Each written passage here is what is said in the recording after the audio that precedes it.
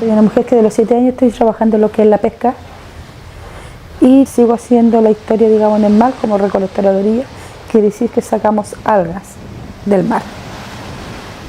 El mar lo es todo para mí, porque no sea otra cosa. Los recolectores estamos casi a brazos cruzados porque el mar totalmente contaminado. El borde costero que tenemos acá para nosotros murió, porque los compradores no lo están comprando las algas, porque con todos los estudios que se hizo y que hay metales pesados, no los compran las algas.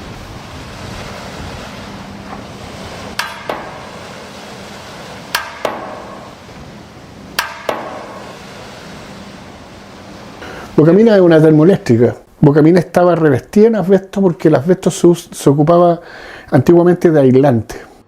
Me ofrecieron esta posibilidad de ir como capataz a retiro de asbesto, cosa que yo no tenía idea de qué es lo que era el asbesto. Y después con el tiempo me fui informando de que cuando nosotros fuimos a retirar asbesto, ya habían muertos dentro de Bocamina. Porque alrededor de Endesa y dentro de Endesa está muriendo mucha gente de asbestosis. El terremoto también había dañado parte de la estructura y de las latas que sostenían el asbesto, y ese asbesto lo botaron en los humedales